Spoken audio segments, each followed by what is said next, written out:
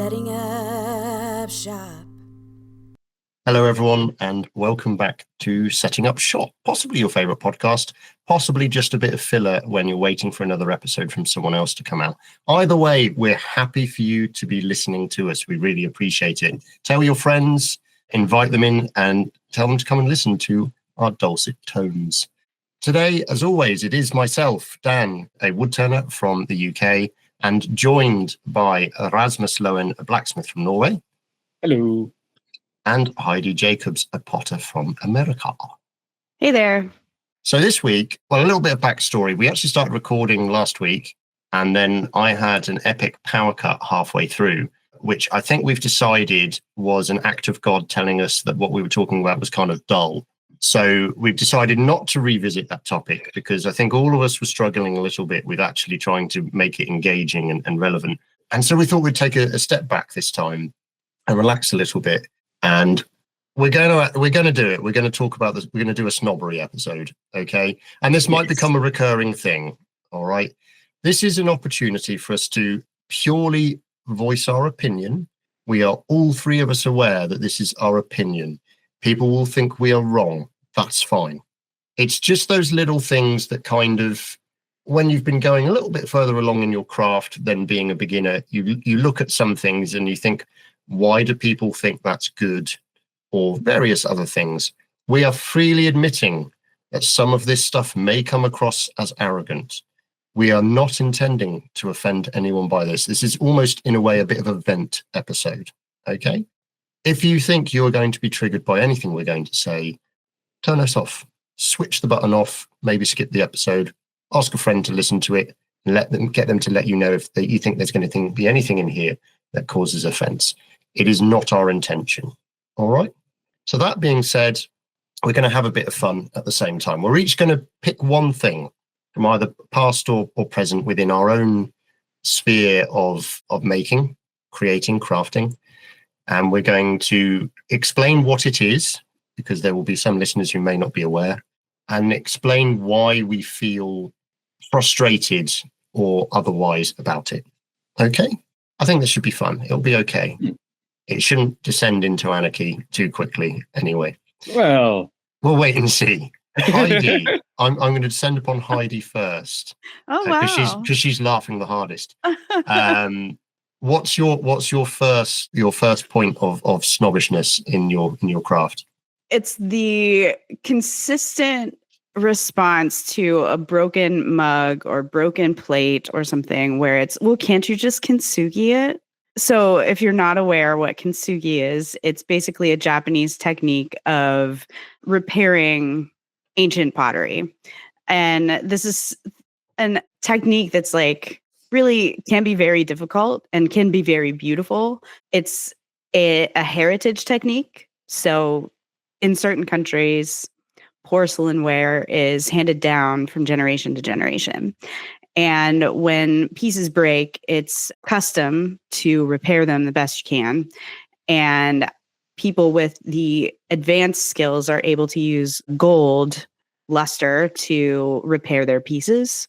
And so then it turns out like anytime, like generation after generation, things are going to, get broken. And they present with very beautiful character after they've been broken. And not saying like my work is throwaway work, but it's certainly not heritage worthy work where it would make sense to take the time and energy and effort to do this technique to repair my pieces. It's actually easier for me to just throw a new one. And the quality of my work doesn't really need to be preserved in that kind of way. But one of the things that really, like, I don't know, it's not like a huge irritation, but people that take that art form and say like, oh, just kintsugi it, is kind of like... Yeah, almost belittling a very strong cultural thing that is meant to honor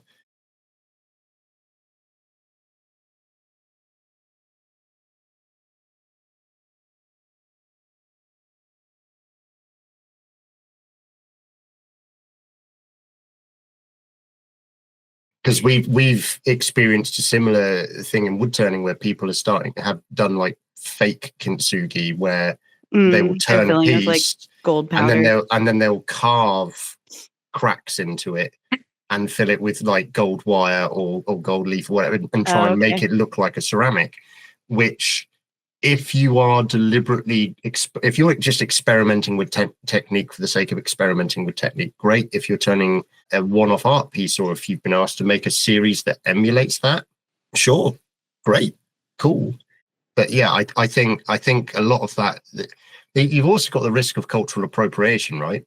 Yeah, I mean, the Japanese are really known for their wabi-sabi, which is I think we've talked about this before with like the philosophy of embracing flawed or imperfect things. And, some people abuse that too, where it's like, oh, it's just wabi-sabi, where it's like, oh, I'm just not really good at my craft. And so therefore I'm going to lean into this like natural feel or natural looking thing versus like truly it's more performative. It's not really truly the aesthetic that falls under Japanese wabi-sabi. But one of the things that Dan, you were talking about with like showcasing the imperfections is part of that mentality of, the life of something, the wear and tear of something is also part of the story of an object, and just emulating it for like the visual kind of like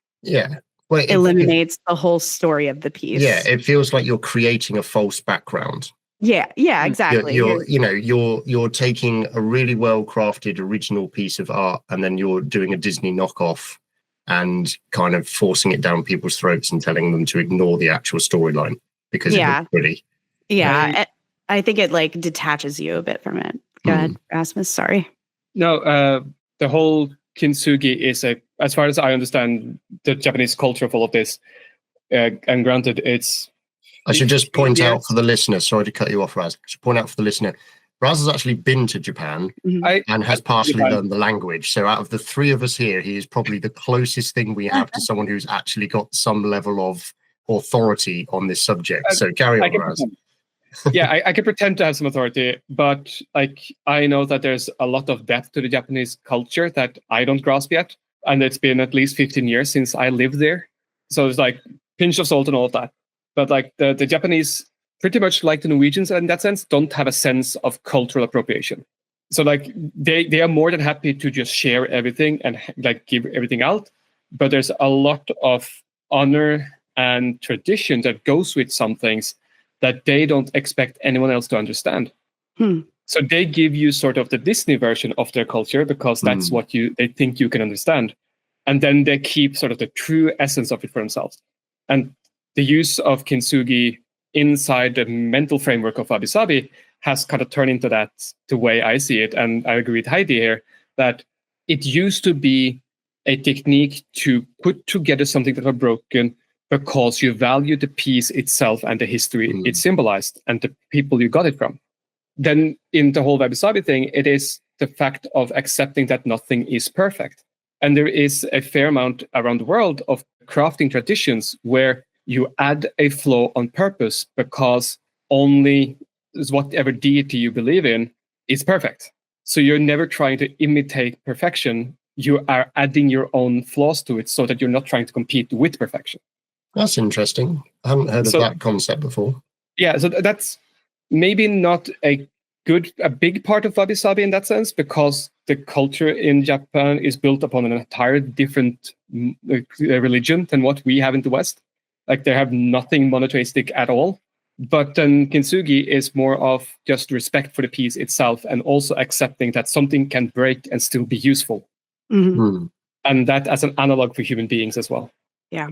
I love the non-attachment attitude that the Japanese culture has with material things. But it's also interesting to me that the non-attachment also creates this attachment in this other way, where it's like, I honor the piece, but I let go of the need for it to look the way that it was when I bought it or when it was handed to me. Like the non-attachment attachment is like mind-blowing to me, especially being an American where like we're all about materialism, or all about ownership, or all about like, this is mine, my precious. But Well, but I think the big difference is, and I might be overstepping a fair bit, but I think a big difference is the Japanese value the purpose of the thing. But I have a feeling we in the West, and maybe Americans more than many others, value the look and symbol of the thing. And as soon as that facade, and as soon as that facade is cracked, it is no longer useful because it portrays something less than perfect. Suddenly. I do want to clarify, like, I'm not salty about anyone that, and I've had some people do this before. I'm not salty about anyone that has taken my pottery and done kintsugi. Like, totally not upset about that at all. It's more the attempt to showcase a Band-Aid without understanding the history and the culture behind it is more what's, I think, frustrating to me. Like, I've known other people that have like really valued something that I've given them and done kintsugi or their version of kintsugi, and it turned out really cool, and that's really great. But I don't know, taking it and making it a style is really, I think, where, and this is a good conversation because it's helping me understand like why it's ick to me. Like, that I'm more frustrated by people just not really understanding what it is and just being like, oh yeah, can't you just do this thing? I think an awful lot of the stuff that the three of us will come up with that we feel snobbish about will be frustration at ignorance. Whether that's either people on social media who think they're being helpful but are ignorant of why you might not see that as helpful, or people who don't understand why people might not necessarily get offended, but will be put off or reject something they make because they don't understand the reasoning and the cultural and the historical backgrounds to why something used to happen in the way that they've made something. Yeah. Aligned. Yeah. Rasmus, what's your first one? The use of railroad spikes in blacksmithing. Okay. In what context? As in using them as a raw material? All of them. Okay. No, it's not fully that bad, but it's just turned into, it feels like it's a very cheap way of pretending to be creative by going on Pinterest and taking scrap metal from a different sort of thing and making it into some kind of tools or utensils or just hooks or anything. And it's just the fact of the magic of blacksmithing is taking something that is more or less immalleable, heating it up, making it plastic and shaping it into something else. And in my view, a good piece of blacksmithing, you shouldn't really be able to tell what you started out with. Okay. That's a design philosophy. And every single piece of what you're making should be forged in some way. Granted, I don't always do this myself, but when you take sort of a railroad spike because you saw it on Pinterest and you are doing what everyone else is doing with a railroad spike, whether that's making a like a barbecue flipper or a knife, which is a very bad material for a knife by itself, or making a tomahawk or something like that, is sort of like, yeah, you are not being creative. And it's not like that I find that personally really insulting. It's just like, it seems creatively cheap. Okay, so are you frustrated when you see anyone do it, or are you frustrated when you see someone who you know is further along a journey than starting out do it? Or are you frustrated when you see people do it when they're clearly doing it for social media interaction? I think it's a combination of just doing it for the interaction, or it's kind of a cheap fallback when they could do better, in my opinion. Okay.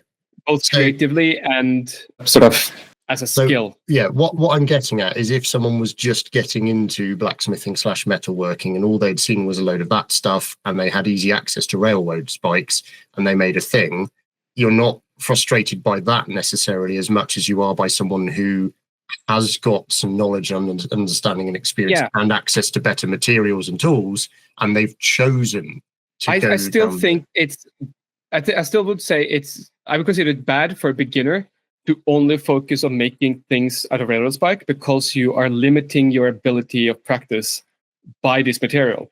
Okay. Like, if you actually have an interest in becoming better of the craft, I think you should start with doing all the other things, then focus on sort of scratching that itch of doing the railroad spike stuff, and then move on to doing better things. That's what I feel like. What But I feel like material there's so many. is the railroad spike? Like when you're talking about the steel or is it iron?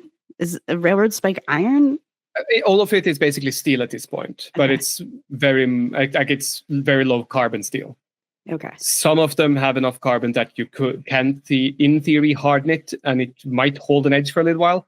But none of it is actually "quote unquote" good material for anything other than tying down the railroad. It's like a staple. Kind of, yeah. Quite literally, it is tying the track down to the crossbeams of the railroad.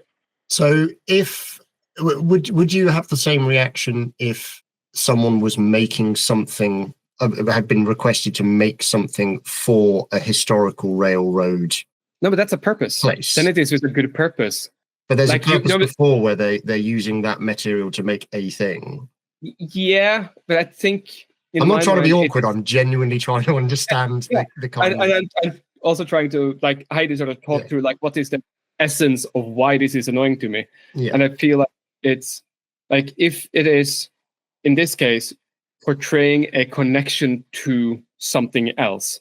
Mm-hmm. Like yeah, if I had someone come up to me and say, like, hey, my dad used to run a steam locomotive, I want something to remember him by. Yeah. And he had this bucket of railroad spikes in his garage. Can you do something with this? Then I'm like, yes, of course. Like, I am using this railroad spike as the symbolism of the guy. Yeah, so you'd make a whole bunch of throwing knives and a big circular wheel and like a draw out of a person on them, and it's naturally all linked to the steam locomotive. Yeah. Okay. But yeah, no, I just feel like it is the whole, you fall into sort of a creative pitfall where you limit yourself too much.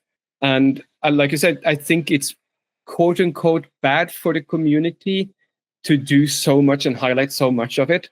But it is fair. It's kind of like with the epoxy river tables. New people come in who's not previously all that creative, and they see this thing and they go like, oh, that's cool. I see where you started with. Or that's shiny, and that sort of immediate reaction. Your issue isn't so much with the material exactly. No. It's more with having it still look like a railroad spike at the end of the day. Like, oh, well, it's just the handle at that point. It's not really. Yeah. Okay. I hear you, and I think I'm trying to relate it to more like a bastardization of the craft. Mm-hmm. Like, oh, well, this is like really a lukewarm entry point. And if people continue with this lukewarm entry point and it's like gets too much traction or too much attention, then people don't move beyond it. Mm-hmm. Not to mention, like, the quality of the steel in them can just be difficult to deal with. They are difficult to hold and forge. So it's like, if yes, there are points of saying, oh, this is my niche. I think this is cool for whatever reason, and this is the only thing I do. Then okay, fine.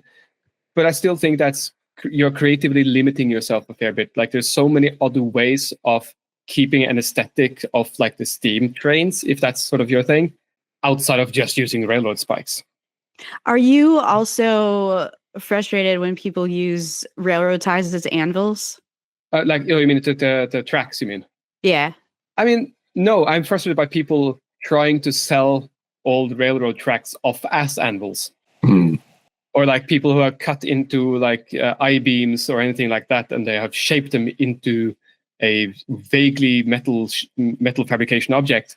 And like, no, it might have been used to hit stuff on, but that doesn't make it an actual anvil.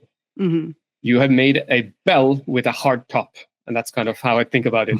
Because you have a skinny bit that will just vibrate and make a lot of noise in the middle. And it's like, no. Uh-huh. We have one. I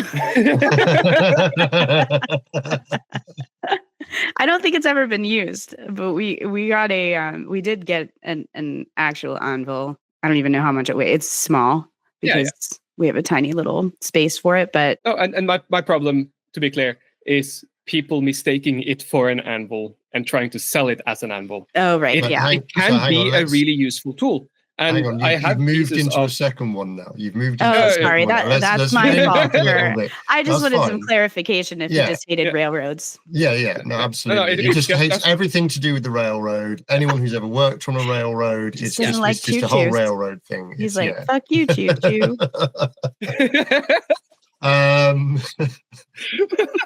That's a t-shirt.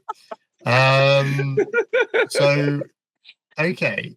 I think this is interesting because I think what we're actually hearing from you, Raz, it's not what I'm getting, and correct me if I'm wrong, Heidi. I don't know if you're on the same as this. What I'm getting from this is your frustration isn't with the material being used. Your frustration is the fact that almost like people haven't looked hard enough to see if that's the best thing that they could start with. Like they've been lazy with their approach to potentially learning a craft. And actually it is creative laziness. That's my issue. Because I think we can all agree that there will be things that people will do that would then inspire them to get into their respective crafts, and that within a year or two's time they'll look back and go, why the hell did I ever do that? That was dumb or dangerous or looks horrific or whatever the case may be. But again, I can also see the other side of it, where if you've made 15 pieces and they've all used railroad spikes, and then you haven't started looking for any other material or realizing that there might be an easier way or a better material or whatever to do it with, but you've also not have realized that and not then lent into it and gone, I don't care, this gets me loads of traction on social media and that's what I'm about, I'm going to become the railroad spike guy, then it still feels creatively lazy. It still feels like you're not putting the effort in. I guess for some reason I just take it a bit personal when people are so willfully not trying to push themselves or living up to their potential. Yeah, but you've got to remember that your standard for yourself is pretty high, Raz, and the amount of hours you put into getting there is abnormal compared to most people. I am even with the few hours of sunlight you get a year, you spend far too much time. That's not true. That's the wrong phrase to use. Far too much time is wrong because it has helped you massively. An abnormal amount of time compared to the rest of the mortal population in achieving your crafts. Okay. And it's not really that I expect anyone to do the things I do or the way I do them, because I realize how many of those things have been stupid or far or like just excessive. But it's just but you could put in 5% more effort and you would actually progress. That would be something. And then people just say, no, I like to stay in my box. And I just don't understand it. I find it weird. Okay. This is really interesting because this has become much more of a therapy session for each of us than I think were intending. And actually, I think this is quite cool. Hopefully, dear listeners, that you're finding this interesting as well. So mine is lying about what you're making is the way I'm going to put it, which comes across as very strong. So there was a trend a little while back, and some people still make them, but there was a trend a little while back, a couple of years ago, where people would turn bowls, and they would post about this bowl that they'd made, and there would be this piece of wood where the outside shape would look like a bowl, and then you'd get to the top, and right in the middle there'd be a little dip that might be 1, maybe 2 inches in diameter and about 15 millimeters. Let's mix imperial and metric because why not? 15 millimeters or just over half an inch and 49/74 in the middle. Like that's the depth of it. And then around the outside of that would be like 100 mil or 4 inches of flat space that hadn't been hollowed out, but that would be heavily textured and colored. Okay. To me, if you want to show off texture and color,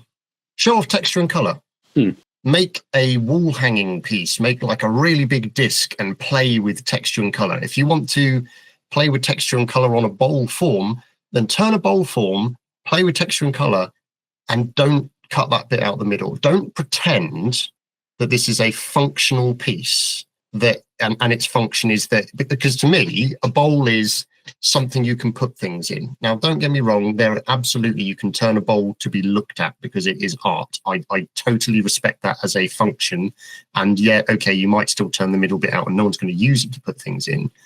But it just felt to me, almost going back to what you said, actually, Raz, it felt to me almost like a lazy way of going, I don't know what to call this finished piece, so I'm going to call it a bowl because it's got a divot in the middle. And what would most often happen as well is that they would then potentially gold leaf that divot, or they would do a really stark contrast color or something like that. Don't get me wrong, a lot of people made stunning pieces, like they were really well sanded and textured and finished, and the color choices were amazing. But it just, I couldn't, and this is entirely my failing. This is why it frustrates me and I'm being snobbish about it, is because why are you bothering with the little bit in the middle? Like it's not elevating the piece. Okay, you could argue it adds contrast or something like that. But if the point is to showcase all of the stuff around it, then in some ways you've removed that showcase by drawing attention to this piddling little dip in the middle of your piece. Yeah. And so that was my thing. And it wasn't a case of being frustrated with people who did them, because, you know, you get people who turn one and go, oh, okay, I had a go and it's not for me. Fine, moved on, whatever it might be. But there were some people who were like churning them out, and then I don't think anyone made like an artistic series of them, but it's the kind of thing that you could see someone doing, like, I'll do a small, medium and large sized one, and this one's got blue on the outside and then red on the top, and then the other one's got red on the outside and blue on the top, and the textures all linked together, and there's this whole story of like it's a family of bowls or whatever. So yeah, but just call them something else. Do you know what I mean? Just like call them an exploration in texture and color. Like, you don't have to describe what the form is. You can just call it art instead of pretending it has a function. I don't even think it's that. I think it was just it just felt like someone made this thing and then went, oh, I don't actually know what to call this so that people can identify with it. So I'll call it a bowl and I'll put this bit in the middle. And I mean, the secondary frustration, the other frustration leads into my second bit snobberish, so we'll steer away from that. But it just kind of, I understand that sometimes I'll look at a piece and I don't get it. You know, like I don't understand why someone would make it, or I don't understand why it's got popular or whatever. And that will partly due to not being part of that generation or in that group of people. But that particular thing it still really bothers me. I even talk about it when I've got a captive audience of paying people who have come to one of my bowl turning courses. I will go on a mini 5-minute talk about what makes something a bowl. Is it because it's got a dip in the middle? You know, and it's like, let's talk about form and function. What actually defines something? So yeah, have at me. Is there anything you guys want to assess on that, or are we? Yeah, I mean, it does sound like it's a gray area. Like, is this functional wear, or is this something that is more fine art? Is it even fine art if it's just trying to figure out, you know, oh, these colors look great together. Yeah. Let me just stain the top of this to look like this, and let me marble it a little bit with some other techniques with like different tools to like get textures and everything. But I don't know. I've seen people do it, and I've seen people do it like on repeat, like in the turning community, where I've sat and I've watched them do it because it's fascinating. The process is fascinating. Yeah. And maybe that's the crux of it, is that the process is the fun part. The end result is kind of laissez-faire. It's like, oh, okay, well, what am I even going to do with this thing? Can I hang it on a wall? Like, does it should it be a clock? Should it be, you know, is it just something that goes on like one of those plate stands on your entryway? Like, I get that it's kind of like it is an uncomfortable space to be in, where is this a functional piece? Is this artistic expression? Is this an exploration of the use of color and technique? I can see where you seem like the type of person that really likes to have things clearly defined. Yeah. And it probably rubs up against that need of yours to have it like clearly defined. And your use of saying like, well, it's not really a bowl because it's not deep enough. It's not functional enough to be an actual bowl. You need to name it something else because it doesn't fit within my tolerance. It doesn't fit in the my box of the things tolerance that for that. Yeah, exactly. Yeah. And as I say, I mean, I think you're very right. It's, very much a personal thing, but it doesn't fit in the box of what I would define as being that thing.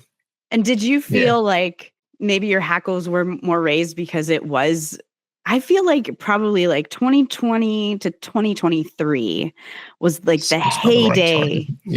Was the heyday of that technique where every wood turner that I followed on YouTube was that they were doing something like that during their lives. Yeah. It did showcase a lot of opportunity for attention and it was more interesting to sit through an entire session of people turning when they were doing something like that. But I don't know that I'm seeing it as much. Are you seeing it die off at all? Yeah, I haven't seen anyone doing it, demonstrating it, or whatever for quite a while. But then I've probably been a lot more selective the last couple of years about the wood turners that I pay attention to. Oh, okay. Not because you can't learn things from people further down the ladder, but because I've got such limited time to pay attention that I would rather pay attention to the guys who are showcasing things much more in line with the stuff that I make. So it's more likely going to benefit me in the long run. That's not to say that you shouldn't ever break away and look around and see what else is happening and be inspired by it. But I think you're right. It's definitely because it didn't fit in my box of what a bowl was. But again, as I say, it's so stupid because I think even if they had that dip in the middle, but they literally had a different name. It just had a different name. Do you know what I mean? It's name. Just like, a decorative form. But okay, I have two thoughts though. Would it have been a lot different if it had been sort of a purposeful part of a series, just with the wrong name? Does that make sense? Like, what was this just the style of someone and they was stuck in that, kind of with my issue with railroad spikes? So if the purposeful part of the series included a plate that was just flat and a vase that you couldn't put anything in, then that would probably be okay, because you're then using names for things that aren't actually those things. Yeah. This is not a pipe. Yeah, exactly that. And you're actually potentially inspiring me to kind of do that almost as a ranty series, but like really go to town out of my way to make them as high end as I possibly can, and kind of present them in an artistic way. But the thing is, I'd probably really enjoy it if I did that, because I would feel like I'm having a go at something in the past, but actually it would probably really appeal to the right people and they'd really like them. So I'd shoot myself in the foot. I did say at the beginning this will come across as potentially arrogant, but I think a lot of it is based around the name. I think it is just that I've got such strong thoughts about what quantifies as certain forms and shapes. That when it doesn't meet those, that it just really irritates me and frustrates me, and just go like, it just feels like lying. It's like when someone, it's almost a bit like Top Gear when they go, oh look, I've got the fastest car in the world, and they turn around and it's like a Honda whatever, and you're like, well, what makes that the fastest car? Oh well, because it's a rental vehicle. and therefore I will drive that into the ground because I know I don't have to pay out on it, and it doesn't care. Like, I get the joke, but it's also clearly not the fastest car in the world. But I'm a lot more lenient towards that because it's clearly coming from a place of humor, and it's coming from a place of like, we all know what people are like when they drive that type of car. So this is me potentially tisming a bit, really, is what we're learning. What was your other point there, Raz, on that? Sorry. If I can recall. Don't worry about it. We'll just move on. That's fine. Don't have to focus too much on me. Heidi, we back around to you again. Yeah. So my other irritation is more community based, and it's something that's been happening recently a lot in one of the pottery forums I'm in, where people incite conflict in the community just to like get people riled up. Like, I'll give you an example, and we can all relate to this with AI. So recently in one of the groups that I was in, they posted and I don't know if they were doing this to like get people excited, but it's an example. So they posted a picture that was AI based on prompts that they wanted to explore with their pottery. They were making an owl coil platter. And it took them a while to get the result that they wanted and the position of the owl that they wanted. And so they posted this AI artwork into the pottery forum. Mm-hmm. And of course, it turned into a big argument between if you're doing art, you should use AI, or you can use AI as a tool, or you shouldn't because it's theft. So like that whole topic is very touchy anyway, and pretty much any art community that you talk through, because there's some people that are environmentalists that are saying like you shouldn't use AI because it uses too much water to cool the plants that develop the AI. And then there's the people that say, well, AI is theft because the algorithm was built on the backs of other artists. And then there are the people that say, fuck all, like I can do whatever I want because all of history, art has been stolen. Yeah. Ideas have been stolen. It's just replication of ideas in different ways. But the point, the irritation that I have are the people that go into these communities and like throw in these hot button topics and get everybody frustrated and antagonized and uncomfortable. And I never engage in those conversations because I'm like, I don't want to be because you're smart. Yeah, but also like I don't want to be reminded that this discussion is still going on. Like, yeah, it feels useless because you know that there's like so many people that have such diverse opinions about it, and it's just a ploy to like get people engaged on your post. But it's also like, I don't know. I'm very much like, I like to be positive. I like to have really good interactions with people. And I have my opinions on AI. I have my opinions on how I will use AI, and I will use it. I have my opinions on kintsugi. I have my opinions on all of these things. But I think it's kind of in a community that is supposed to be about encouragement and all of that stuff, to just willfully toss in a grenade just feels, it's an invasion of a safe space. Yeah, it's counterintuitive. Like, I get that you might truly just want to have a discussion so that you can formulate your own opinion, but to do that in a community of 2,000 people, are you really getting educated in the best way?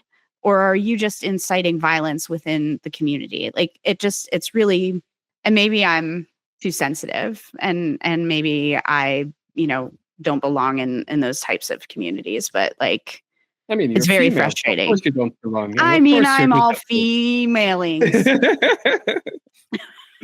Yeah. I would hazard a guess, Rasmus, that in those kind of groups, the females tend to be the dominant group of people. And that is me completely hazarding a guess. You mean in blacksmithing now?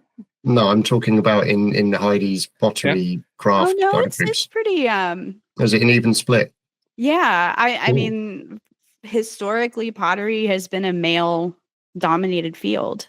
I knew historically. I obviously, I'm projecting my sexism straight away, and making assumptions that the group that you were in was potentially catered more towards craft. No, it's not really like Joanne Fabrics. It's like people that are serious about the craft, people that are, historically have gone to college, have gone to 4-year school. Right. So it's not the ones who do a little bit on the side in between. No. Like, right. Okay. No, cool. It's just like, not that should make any difference at all. This is just me clearing up my. No, I mean, it totally. I mean, I'm sure it happens in those communities as well. I wouldn't say that it's like women inciting this or men inciting this. It's like probably 50-50. And the response is very much 50-50. Like, there are some men that are environmentalists and are like, don't fucking do that. There are some women that are like, I'm going to do whatever makes it easier for me. There, I'm not seeing a pattern of behavior that's I mean, gendered. that's certainly interesting. And I think the AI debate is always going to rumble on until all of us who were around before it happened have died. Well, I mean, in the honest answer, historically, people have always had issue with media. Yeah. They've looked at magazines as being art theft, like photographs of sculptures being art theft. Really? Oh, for sure. Yeah. Mm-hmm. Okay. Yeah, the things you miss when you don't study media. Well, photography itself is a form of that people were very concerned about in the art community because it was an opportunity. It steals your soul when you take a photo. I know. I'm not Amish. But it comes with every advancement with media. Is okay, well, this media steal the soul of artistic expression. I'm of the understanding that time will only tell, but historically it's been artists will find ways to create art using anything that they can get their hands on. And like those discussion points happen, every generation. Yeah. I'm sure in wood turning, I'm sure in blacksmithing, it was, oh, well, you found a cheat code. You found some way to like elevate yourself beyond what we understand. So now you're bad. Or, there's certain teachings, right? Like another hot topic in our field is whether or not in a closed form, you need to create an air hole because the piece will explode. Right. There are people on the side of the fence that say it will always explode. And other people who say, I've never done it and it's never exploded. No, there are people that do it. I've done it. I've done a test to see like, will this explode? And, like there are people that are taught a certain way and, will only stay on that side of like, this is how I was taught. This is my belief system. And, I'm not willing to experience something else. Yeah. But I mean, it deviates a bit from my point of like going into a group and throwing a hand grenade just to see like who helps each other and who like starts stabbing each other. Yeah. I mean, some people just live off chaos. Yeah.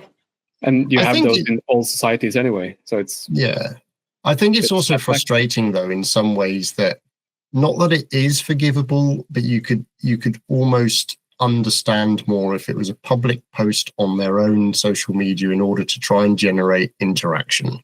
Like that's one of those ways that will probably generate interaction. And if you're trying to get a post that does that and get engagement, then probably a safe-ish one to do.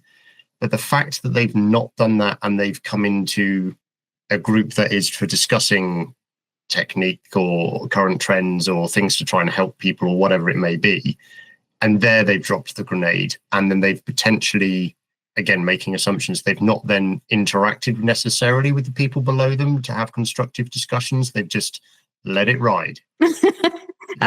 Yeah. And it's that's where it's just anarchists. Like, that's just, it's the Russians. It's all Russians. That's where it just kind of, it seems pointless. Like if you're going to start a topic in a group, whether it's a group chat or whatever, if you then do not respond to any of the responses to your thing or go, oh crap, that was unintentional, and delete your post, then that's clearly just to get a rise out of a bunch of people and just try and cause a little bit of mayhem. I'm sure there's some dopamine response, like regardless of whether or not you're posting it on your own page or a group. Yeah, like sat there chuckling on your couch in your mum's basement.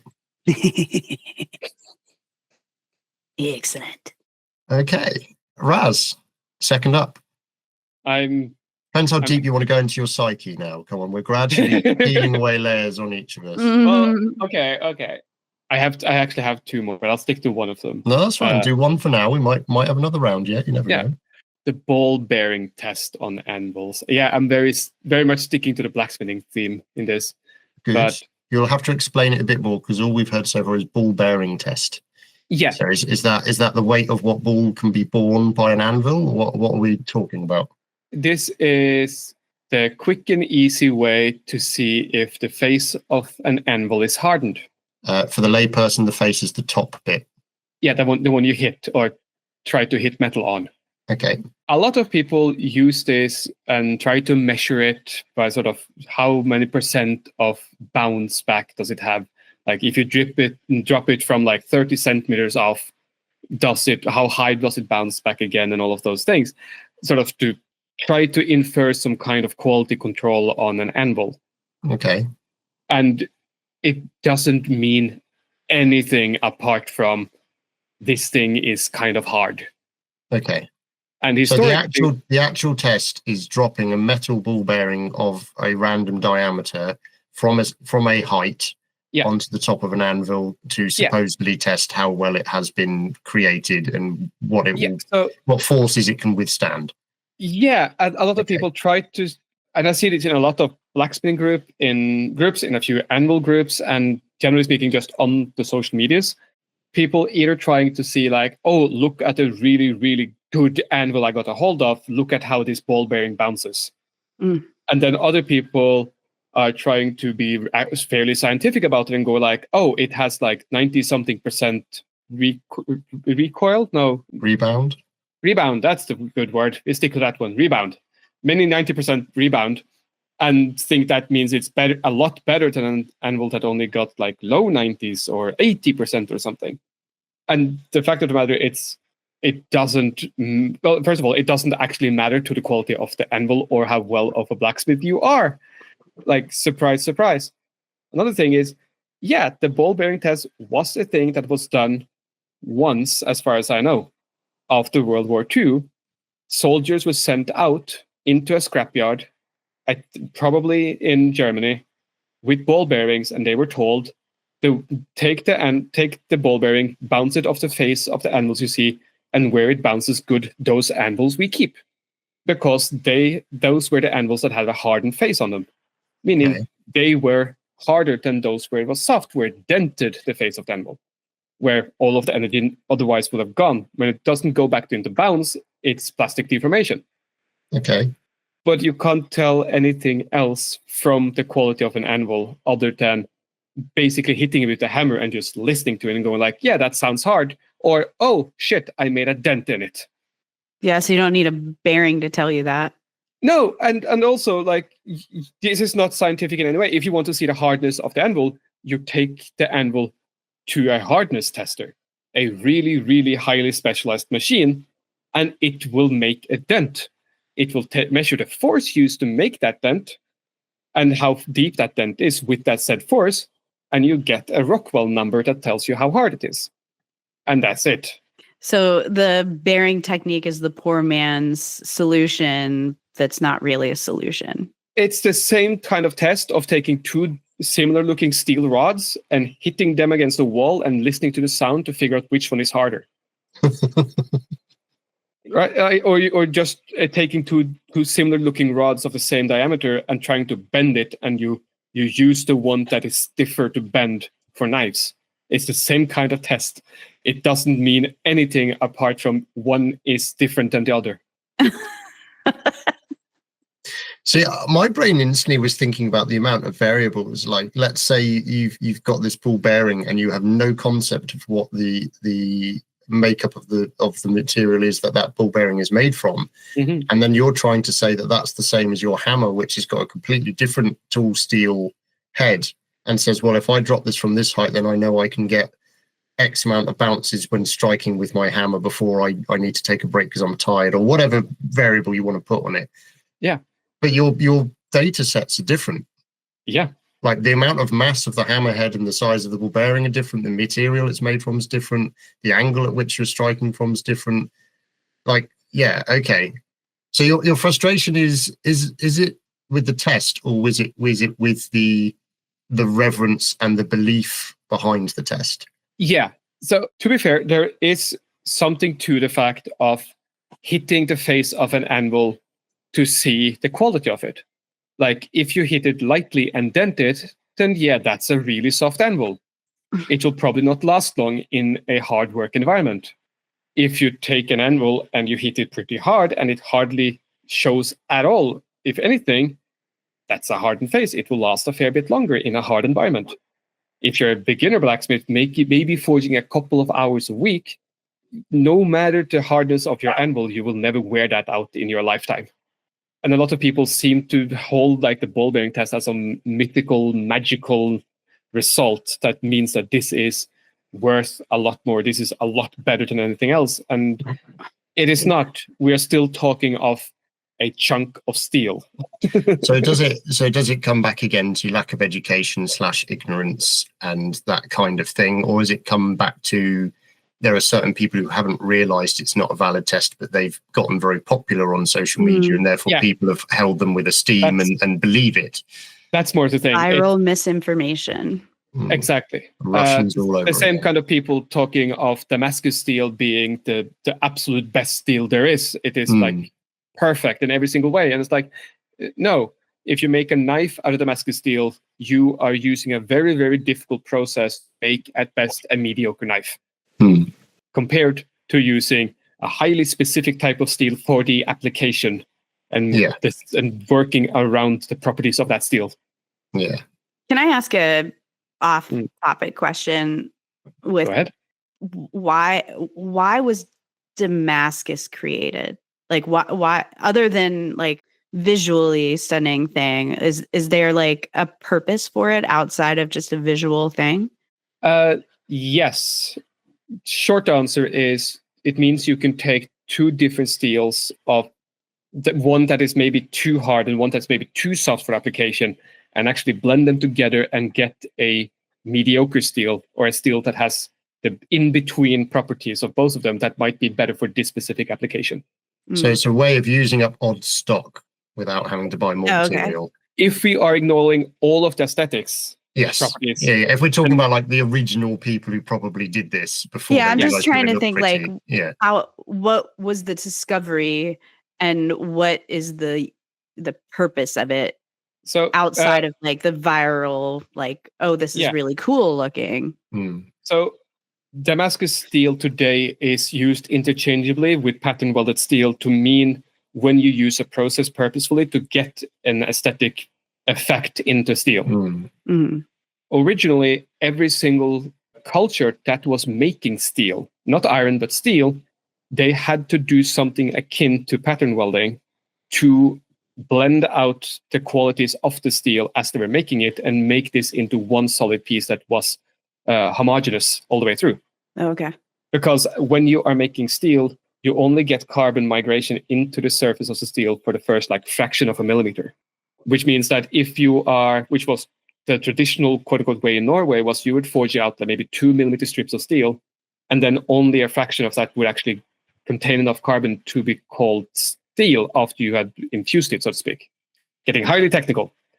Yeah, sorry, I'm starting to fall asleep. Helpful. But just to what they did to even this out and make it a good piece of steel that can have good properties, they would fold it and weld it together many times. Kind of like what people think of is the secret to Japanese katana forging today. Okay.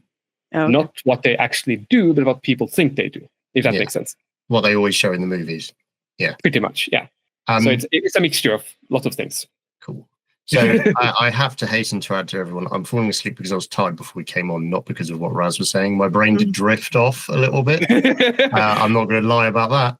But yeah, okay. I could also have just edited that part out and no one would have known. But now you brought attention to this. No, we're going to keep it in. It's going to be our highest rated episode yet. John D. Harvey's going to reach out to all of his blacksmithing friends and make sure that they listen to just that segment to increase our viewership of this episode. And John, I'm fully expecting a message from you when you reach this part of the episode, and we will time how long it takes from the release of this episode to us getting that message.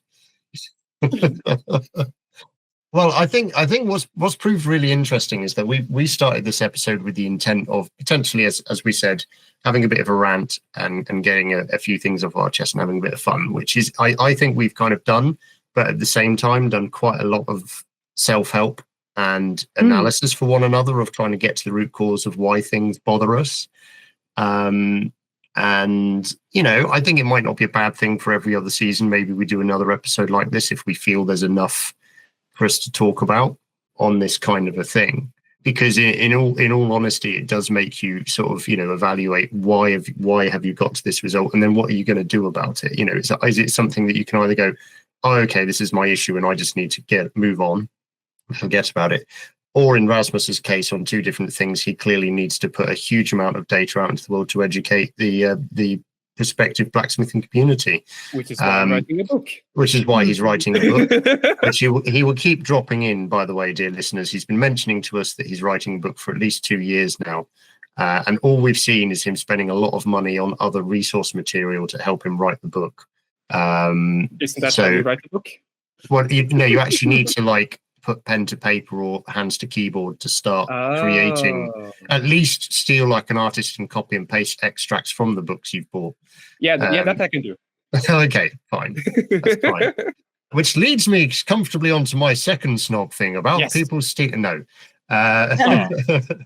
Yes, no, I will do a second one. I will do a second one. So my snobby thing, the second one that really bothers me, and this is partly, it is as a craftsman person, but it's also partly through my day job in retail as well, which is people who kind of think that they are making something when they're not actually doing the work.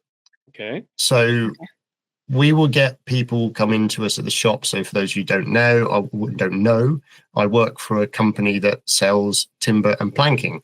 And we will occasionally get people come in and they say, oh, hi, I want to start woodworking. You're like, okay, great. What would you like to start? Oh, well, I want to make a chopping board or a cutting board, which is a good beginner project. Okay. It's like fairly low bar, or you can make it really high bar, depending on what you're going to do. And so you walk with them out to the wood yard and they might look around, and you can quite quickly tell when they're not actually as interested as they thought they possibly were. And they will go, okay, I'm just looking at lots of wood. I don't know, what do I need? Like, what do I need to make this happen? And so you can start having a conversation with them. You can see their eyes glaze over or shutters come down, and they're like, okay, what about this? Can I use this bit of wood? Oh, that's quite expensive. And you're like, well, that's £20, and that would make you like 15 chopping boards, but okay, if you think that's expensive, and so they end up like finding a piece of wood that they think is within their budget and what they had in mind. And then they're like, oh, I've got no tools at all. Will you cut this to a certain length for me? And it's like, well, yeah, there's a fee. We can cut it shorter, like particularly if people needed to take a long plank away in a vehicle. It's not, you can't always put an 8-foot board in your vehicle. You might not have a suitable vehicle. Fine. I don't know. Can you cut it into like a series of lengths at like 12 inches long for me? Right. Can you make the cutting board for and me? Can you also plane the other side and square the edges off? And do you guys have like a routing machine to round the edges off, like maybe put a rounded edge on? And I have had to genuinely have a conversation with people coming and doing this and saying, I thought you wanted to make a chopping board. Oh yeah, but I don't have the machinery. Right. So how is you making a chopping board me making a chopping board for you? Literally doing 90% of the work, and what you want to do is sand it and put some oil on it. And my frustration with this is it's two things. One is I can't genuinely tell them what I think in the shop because it's my paid job, and I would probably you get should into move trouble. to Norway. And your response to everything is move to Norway. Yeah, his response, literally everything. But so there's that element of it. But the other part of it is how these particular type of people who do this can't see why it's a frustration. They can't see how them making a thing actually means they have to have a physical input in making the thing. Like, I am more than willing, like people who know me well enough will know that if someone comes in and they're like, hey, I have zero tools and materials, I have zero knowledge, but I've had this idea and I want to create a whatever it is. And if they're clearly still passionate about it and they're excited, and you can take them through the process of what they need, and they might get taken aback by costs or like the materials or tools they need, but they're not put off. And they keep coming back, and they're like, and they'll do it. And the first thing they make will go, it's rubbish. It's not what I mean. It's not what I meant, but I'm going to go again. I'm going to have another go. And you can see in their eyes and the way that they act and their mannerisms that they have got the bug of a craft. Like, all of us will go out of our way to help those kind of people. Hey, do you want to borrow this tool? It will help you to get this part further along, or make this bit easier. Hey, if I just spend 10 minutes with you and show you this technique, you'll get your tools slightly sharper, which will make the job easier for you. It'll mean you get less tear out on the timber. Or, we are all, as craftspeople, willing to put effort into people to help them get along the journey, because it's paying the knowledge forward that we got from the previous people who we got ours from.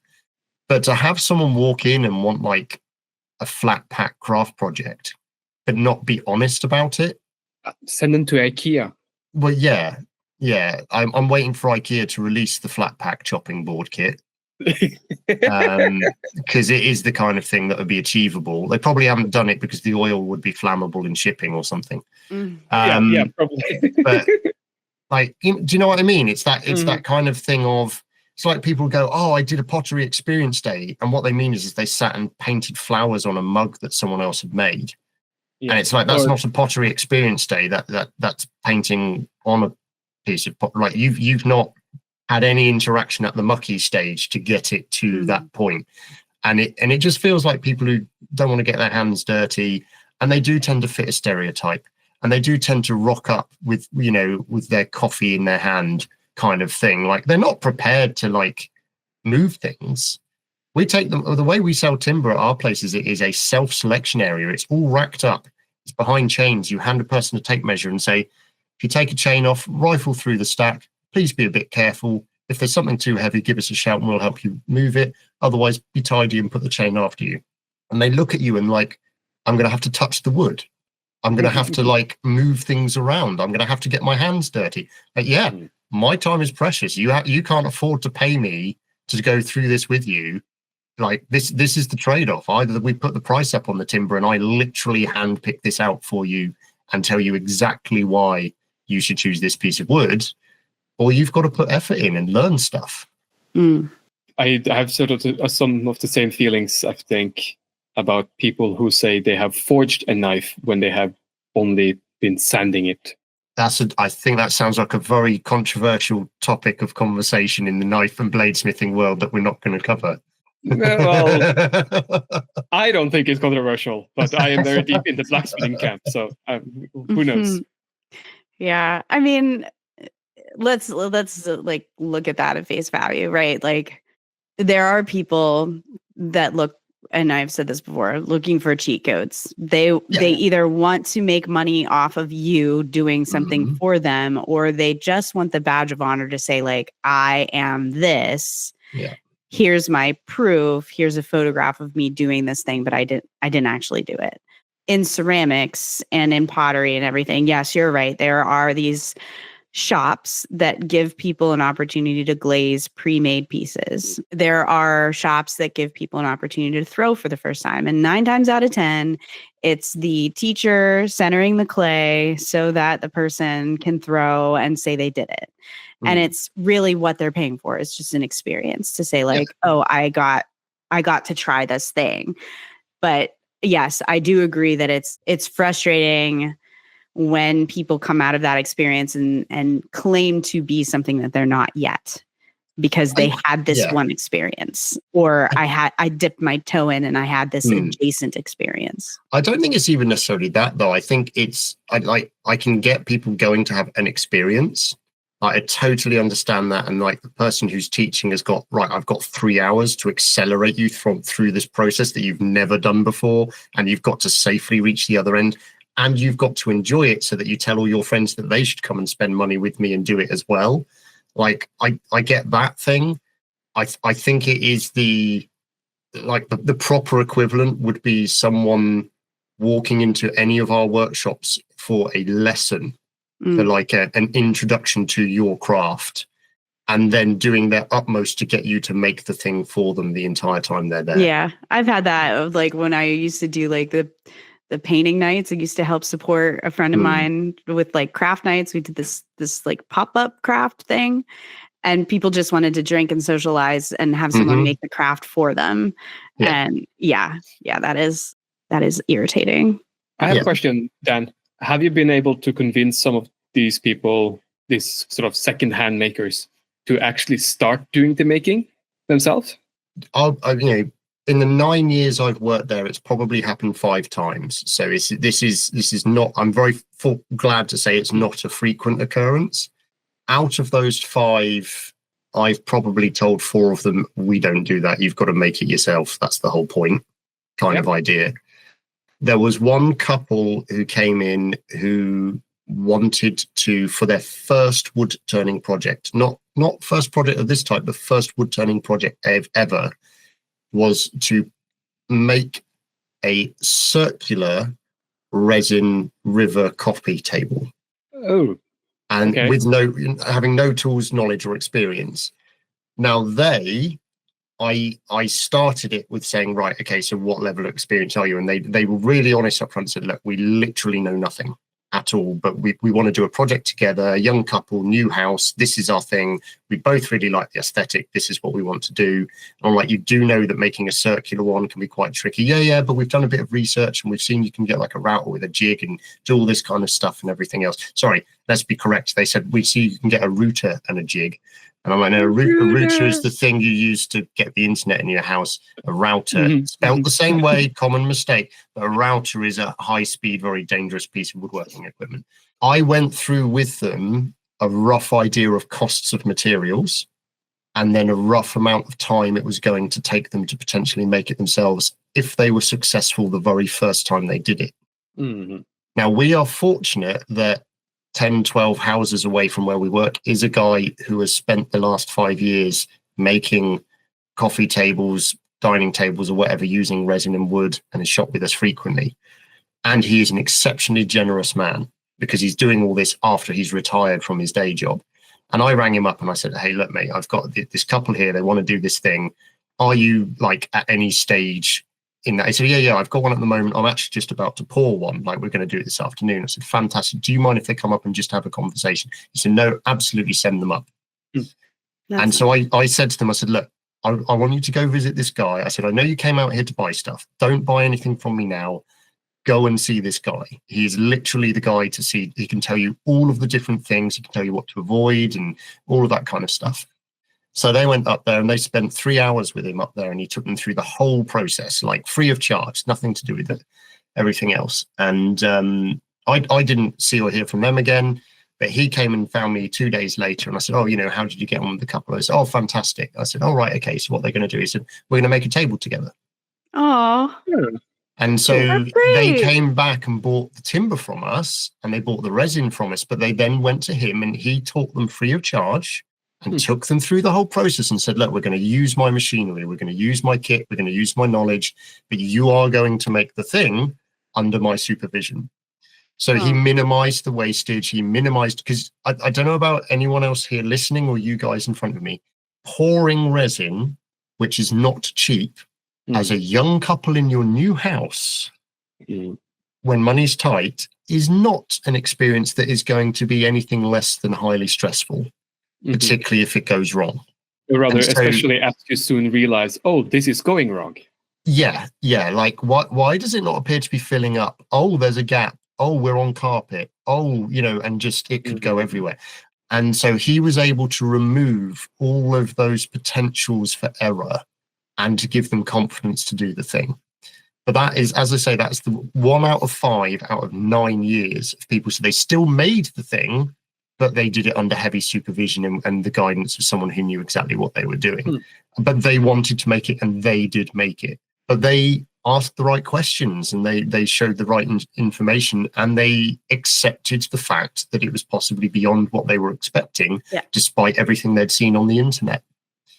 And I think that's the difference. That's the whole kind of thing of we can present you with information and whether you take away from that and go, oh, okay, I understand that I'm not there yet, but I can do baby steps to get me there, whether it's still make the same size project with supervision or whether it's make a smaller project and work my way towards it.